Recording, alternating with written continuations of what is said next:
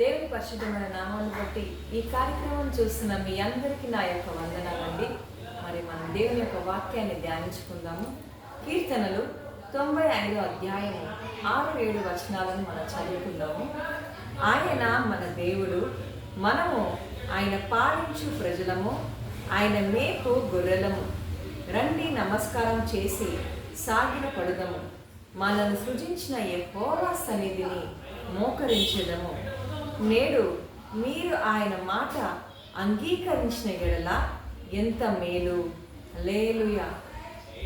దేవుని మందిరానికి వచ్చినప్పుడల్లా మనం కృతజ్ఞత హృదయంతో రావాలని దేవుడు ఆశిస్తున్నాడు.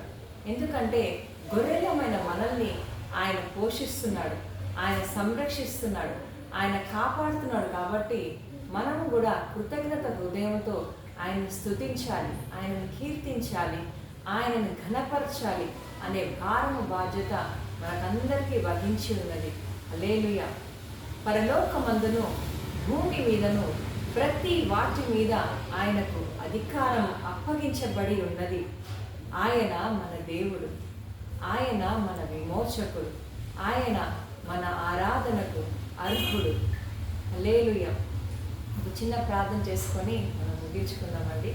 ప్రభువా, పరిశుద్ధుడా, నీ పరిశుద్ధమైన నామాన్ని బట్టి నీకు స్తోత్రాలు చెల్లిస్తున్నానండి. ఎల్లప్పుడూ నీకు కృతజ్ఞత స్తుతులు చెల్లించే వారిగా మేముండే కృపను మాకు దయచేయండి ప్రభా. నాయన, కృతజ్ఞత లేని హృదయం అంధాకారం అవును అని ప్రభా మీరు రాశారు. ఆ విధంగా మా జీవితాలు ఉండద్దు ప్రభా.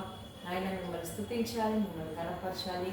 నాయన, ఎవరైతే చూస్తున్నారో ఈ కార్యక్రమం, వాళ్ళ కుటుంబాలన్నింటినీ ప్రభా మీరు ఆశ్రయించి వాళ్ళ కుటుంబంలో వెలుగు వచ్చిన కాక వాళ్ళ కుటుంబంలో ప్రభా మీరు దీవెనల చేత నింపి ఆశీర్వదించండి.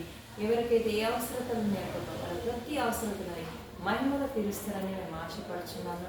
నాయన, మీరే సహాయం చేస్తారని యేసు నామమున అడుగుచున్నాను తండ్రి. ఆమేన్.